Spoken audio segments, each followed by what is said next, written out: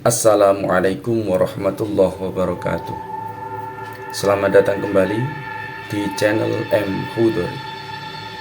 Kisah kali ini datang dari sebuah kota di daerah Jawa Timur, yakni kota Jombang. Kota Jombang terkenal sebagai kota santri dan lebih kita kenal juga sebagai kota kelahiran dari presiden keempat kita, Kiai Haji Abdurrahman Wahid atau Gus Dur. Kisah kali ini adalah kisah nyata dari sebuah keluarga kecil, yakni keluarga Pak Parlan. Kisah ini kurang lebih terjadi pada tahun 1993. Pak Parlan sendiri adalah seorang buruh tani. Kondisi ekonominya sangat sulit dan bahkan sampai Pak Parlan sudah punya 2 anak. Meskipun anaknya masih balita, yang anak pertama usianya kurang lebih 3 tahun dan anak yang kedua kurang lebih 10 bulan. Pak Parlan belum juga punya rumah atau punya hunian. Selama menikah, Pak Parlan tinggal bersama mertuanya. Hari-hari Pak Parlan biasanya kerja serabutan, karena mungkin di masa itu sulit untuk cari kerjaan. Tapi lebih sering Pak Parlan bekerja sebagai seorang buruh tani. Buruh tani tidak setiap hari bisa bekerja. Biasanya seorang buruh tani bekerja ketika masa tanam atau masa panen. Selebihnya ya nganggur. Tapi selain itu, Pak Parlan juga punya kesibukan, yakni nggarap sawah atau ngerjain sawah. Tapi itu bukan sawahnya sendiri, itu adalah sawah dari mertuanya.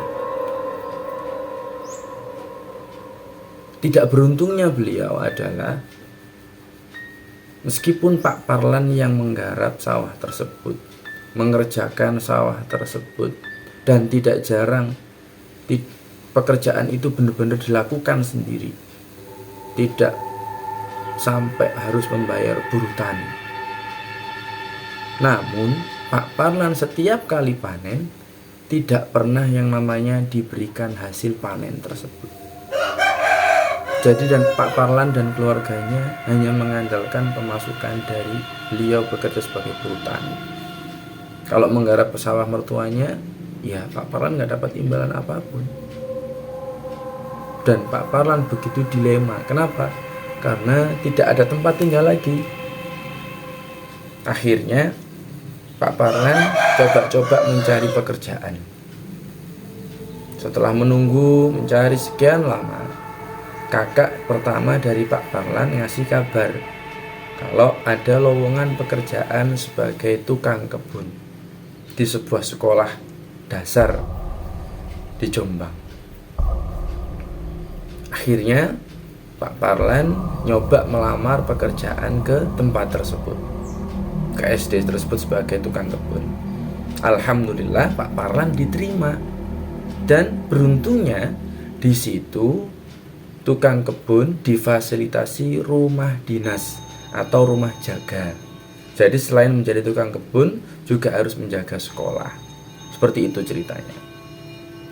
Nah, akhirnya apa? Keberhasilan Pak Parlan mendapatkan pekerjaan akhirnya diceritakan ke istrinya. Begitu bahagianya istrinya ketika mendengar Pak Parlan mendapatkan pekerjaan. Dan istri dan Pak Parlan dan istrinya maksudnya, harus pamitan ke mertuanya. Tibalah pada suatu malam habis Isya, Pak Parlan ke mertuanya untuk coba pamitan. Dengan gugup, ya mungkin karena takut mengecewakan atau takut tidak boleh, Pak Parlan coba ngobrol, coba ngomong secara baik-baik kepada mertuanya. Mertuanya ini tinggal satu, tinggal ibunya saja. Karena ayahnya sudah meninggal sejak istrinya itu kelas 5 SD. Singkat cerita, mertuanya mengizinkan Pak Parlan dan istrinya untuk tinggal di rumah dinas atau rumah jaga di SD tersebut. Dengan syarat sawah tetap harus Pak Parlan yang mengerjakan. Ya, pada waktu itu belum ada yang namanya motor. Ada mungkin, tapi tidak terlalu banyak. Jadi Pak Parlan kendaraannya ya cuma satu, sepeda sepeda hordok atau sepeda onta yang besar, yang sepeda zaman dulu gitu. Akhirnya apa? Pak Parlan mengiyakan, dan alhamdulillahnya memang antara rumah mertua dan tempat beliau bekerja itu jaraknya mungkin 20 kilometeran. Jadi seumpamanya menggarap sawah mungkin masih bisa. Itu dalam pikirannya Pak Parlan seperti itu.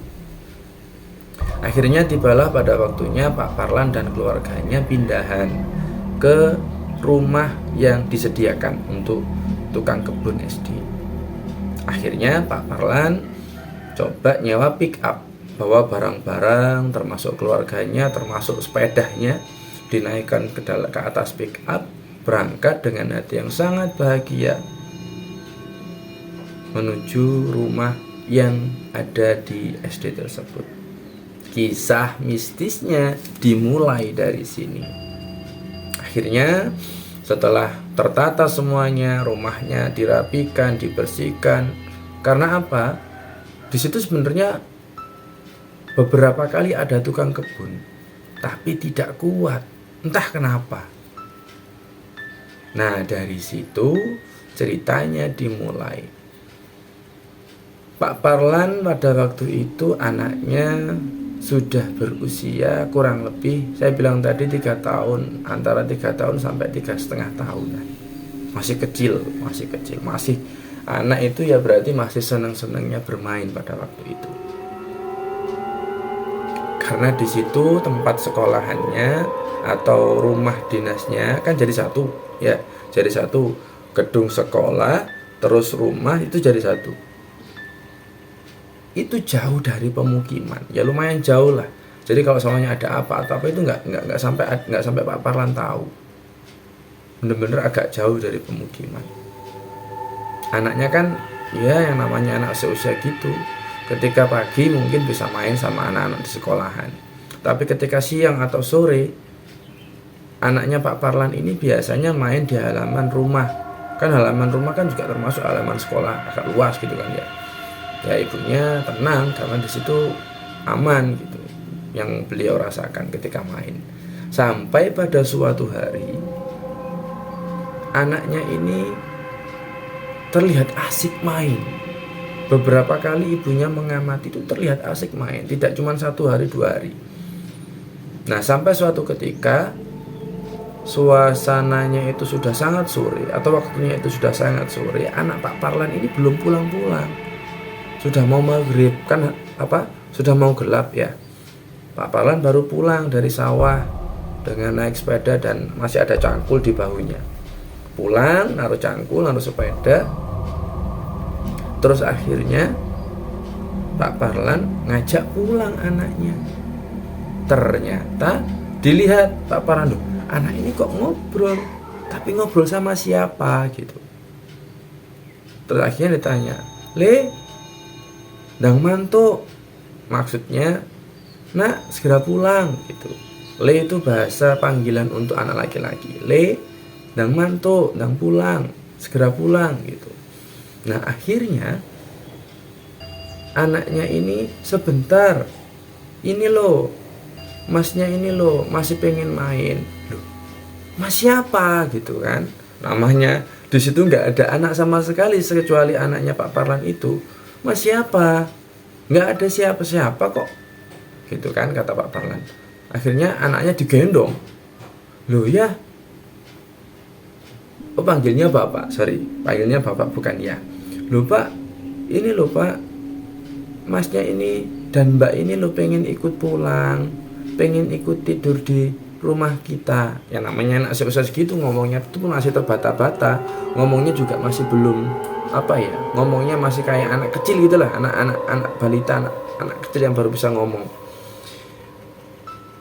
Loh, gak usah, jangan boleh, tapi dia lo sudah ikut kita. Akhirnya Pak Parlan bersih-bersih diri, kan barusan dari sawah, mandi, bersih-bersih diri. Terus akhirnya anaknya ini masih ngobrol setelah Pak Parlan bersih-bersih diri, mandi, duduklah di samping anaknya. Le, kamu ngobrol sama siapa? Ya sama Mas dan Mbak ini loh. Dia tuh pengen banget tidur sama kita, pengen banget tidur di sini. Pak Parlan panik di situ. Terus akhirnya, di mana Masnya sama Mbaknya? Ini loh, sambil ditunjuk, ini loh sampingnya, ini loh. Nah, ke arah yang ditunjuk itu, akhirnya Pak Parlan ngomong gini, Mas, Mbak, segera pulang ya. Nanti orang tuamu nyariin. Jangan di sini terus. Kasihan orang tuamu nyariin gitu. Setelah ngomong kayak gitu, Pak Parlan membaca ayat kursi. Sampai beberapa kali. Terus akhirnya anaknya ngomong gini, loh Mas, Mbak mau kemana? Kok lari? Katanya anaknya, Mas dan Mbak yang sedari tadi main itu lari ketika Pak Parlan membaca ayat kursi. Terus akhirnya anaknya ngomong, Pak, Mas sama Mbak itu lari, ketakutan, katanya panas gitu. Nah setelah kejadian itu sering akhirnya anaknya itu kan setelah tahu kejadian itu, ketika sore habis asar sudah nggak boleh main. Dia disuruh tetap di rumah, khawatir. Ternyata setiap Pak Parlan berangkat ke sawah itu kan biasanya sekitaran jam 1.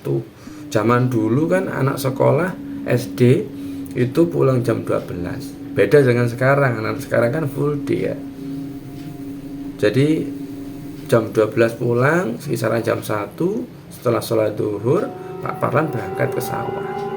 Istrinya ketika malam sering cerita bahwa anaknya yang pertama itu sering main sendirian di kamar, tapi seolah-olah banyak temannya. Nah dari situ akhirnya yang namanya orang tua takut. Terus akhirnya dibilangin, istrinya Pak Parlan dibilangin gini sama Pak Parlan, wis kalau tahu gitu kamu sering-sering aja baca ayat kursi gitu, ngomong kayak gitu. Udah beberapa waktu istrinya pun juga mengalami hal yang sama, dan bahkan ini kejadiannya sangat luar biasa. Yang namanya anak-anak sekolah itu ketika pulang sekolah kan pasti langsung pulang, gak mungkin main ke sekolah lagi, mungkin, tapi itu kan antara jarak sekolah dan pemukiman itu agak jauh. Jadi jarang anak-anak yang sekolah di situ balik ke situ untuk main, itu jarang. Dan bahkan tidak pernah. Suatu ketika sore kisaran 4:30 atau jam 5 kurang seperempat, ada anak kecil yang ngetuk pintu rumahnya dan bilang, beli Bude Ita, beli. Namanya istri Pak Parlan itu Ita, biasa dipanggil anak-anak Bude Ita. Nah pada waktu itu anak-anaknya sedang tidur semuanya sore itu. Nah terus akhirnya dengan perlahan beliau turun dari kamar, keluar kamar, akhirnya buka pintu, dilihat ternyata tidak ada orang. Loh, lah tadi yang ngomong beli-beli siapa? Akhirnya ditutup lagi pintunya. Begitu ditutup pintunya, mau dikunci, ada lagi suara itu. Tok tok tok tok. Beli dengan suara yang sama. Bude Ita beli, seperti itu. Begitu dibuka, sama, nggak ada orang sama sekali. Dengan raut wajah agak jengkel, akhirnya beliau menutup pintu dan ada suara lagi. Tok tok tok tok. Beli, Bude Ita beli. Dibuka lagi dengan wajah agak jengkel. Ternyata di depan pintu pas ada anak kecil dengan wajah yang rusak, dengan wajah yang hancur, dengan wajah yang sangat mengerikan.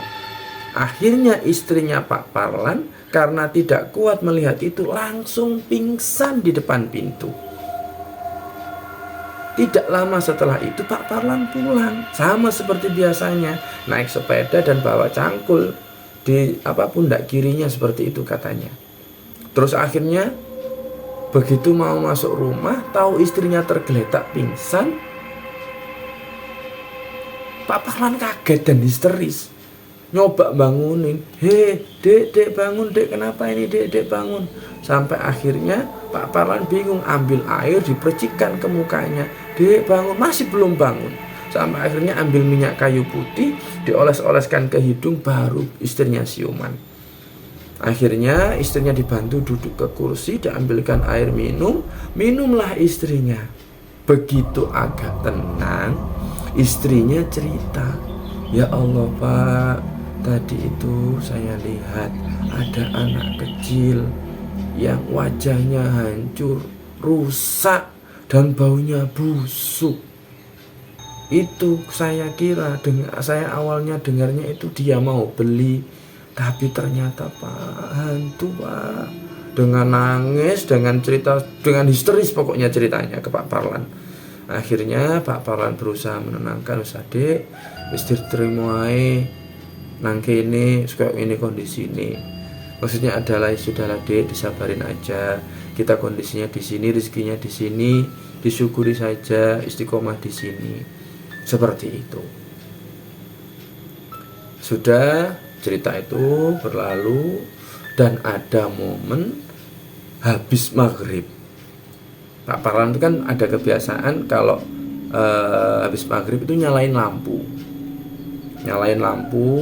lampu sekolahan biar tetap terang. Tapi yang namanya lampu zaman dulu, lampunya itu agak redup, lampu lampu neon mungkin ya. Coba komen yang tahu, lampu yang warnanya kuning gitu loh, dan wattnya mungkin tidak terlalu besar, mungkin ya 5 watt. Terasnya sekolahan kan panjang ya, sekolahan zaman dulu kan memanjang, panjang gitu. Jadi dalam satu teras itu mungkin cuma ada 2 atau 3 lampu, jadi nggak terlalu terang. Nah akhirnya yang biasanya Pak Parlan habis nyalain lampu langsung pulang, itu agak lama Pak Parlan nggak pulang-pulang. Nah akhirnya Pak Parlan coba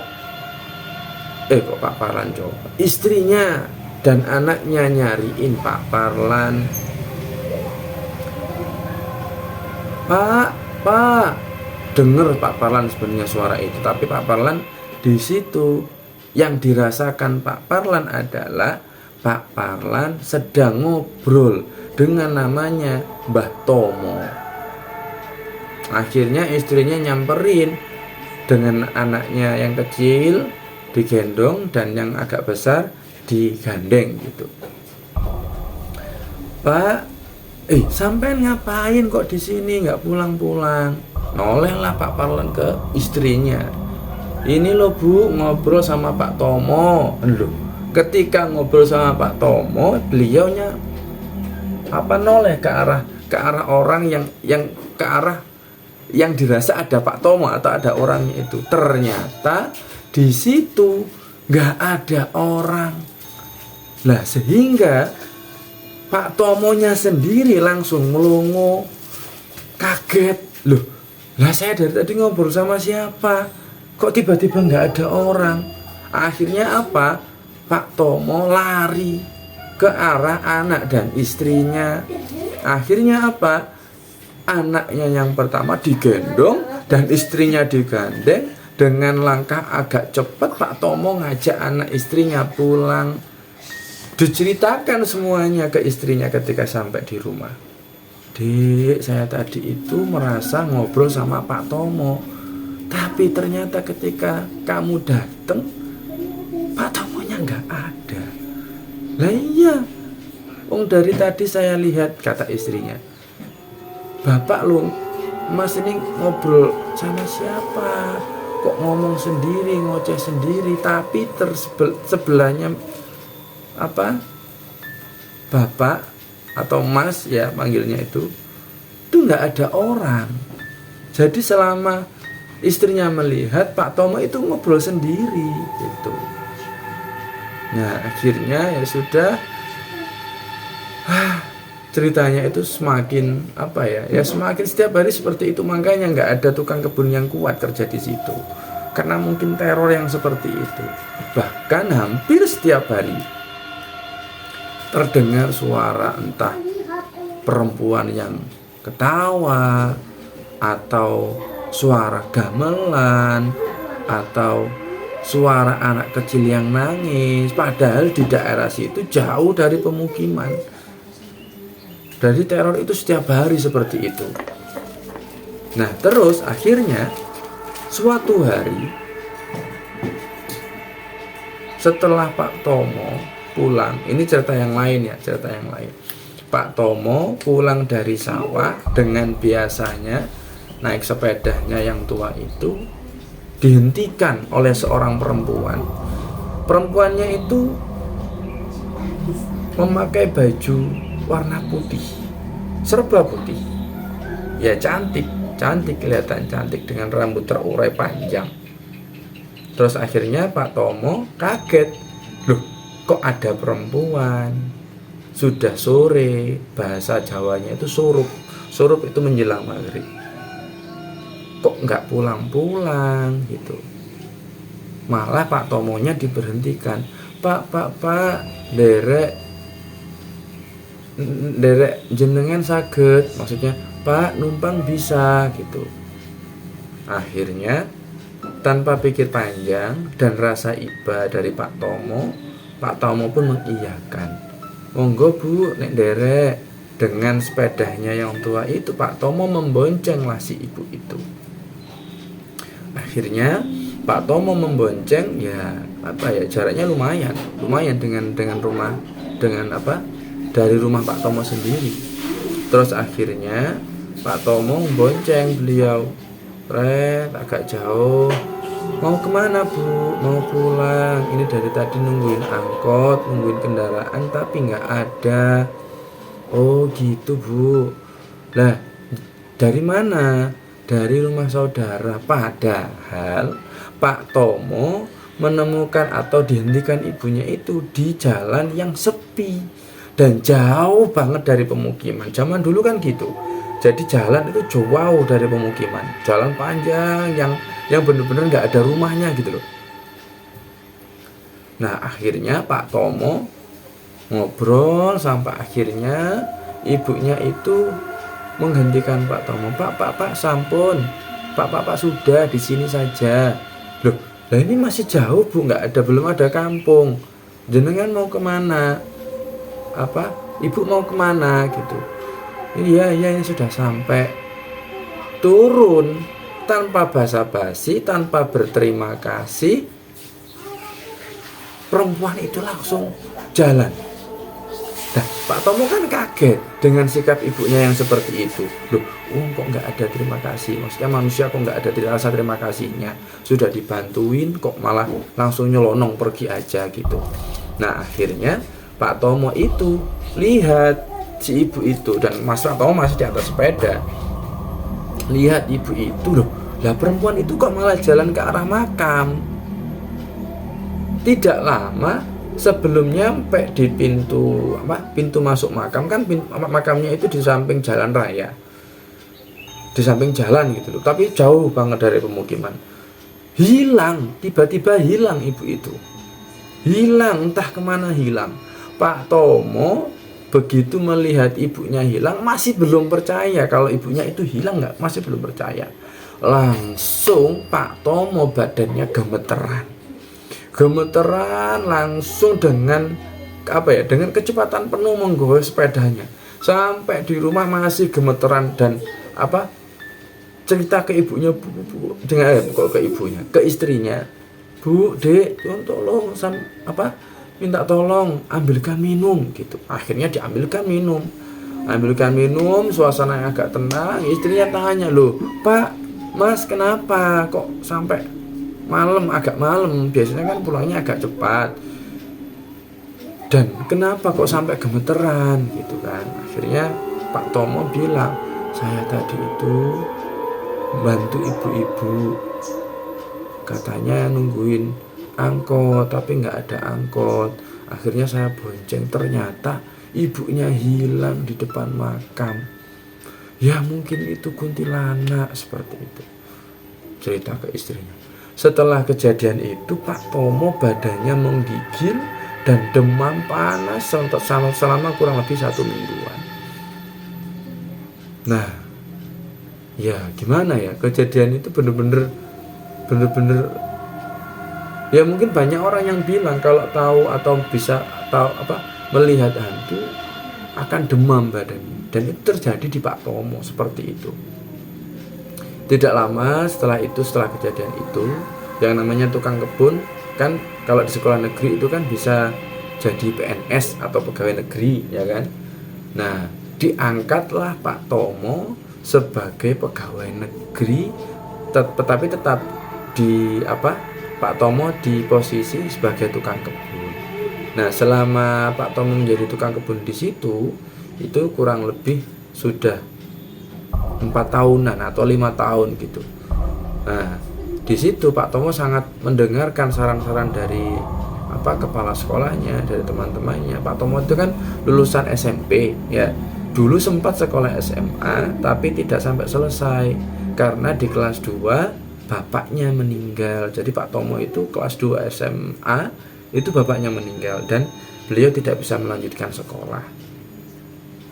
Dan akhirnya Pak Tomo hanya punya ijazah SMP, tapi teman-teman dan kepala sekolahnya itu selalu menyarankan untuk ambil paket C gitu biar bisa ikut PNS. Pak Tomo pada waktu itu setelah mungkin 2 tahunan kerja di situ, Pak Tomo ambil paket C dan alhamdulillahnya lulus. Di tahun keempat Pak Tomo kerja di situ, alhamdulillah Pak Tomo diangkat sebagai pegawai negeri, seperti itu. Nah, setelah menjadi pegawai negeri, uangnya agak banyak, akhirnya Pak Tomo bikin rumah, ya alhamdulillah. Setelah lama itu Pak Tomo sempat cerita dengan sesepuh desanya, pernah cerita kalau dulu sempat ngebonceng kuntilanak gitu. Nah, sesepuhnya ngomong sambil ketawa, itu bisa menjadi salah satu cara kamu kaya seperti ini gitu. Kamu mungkin kamu ada yang bantu gitu, ada yang bantu secara kasat mata itu ada yang bantu gitu. Nah, percaya nggak percaya, di situ Pak Parlan ekonominya mulai bagus. Nah, karena punya modal kan pada waktu itu gaji sebagai pegawai negeri itu kan ya lumayan lah, kumpul modal. Akhirnya Pak Parlan bukalah usaha jual beli padi, beli padi dari petani, terus dibikin beras dan dijual seperti itu. Dan tidak cuma itu, Pak Parlan juga usaha ternak ayam pedaging gitu. Nah, usahanya besar pokoknya, sampai Pak Parlan itu bisa dikatakan orang paling kaya di desanya.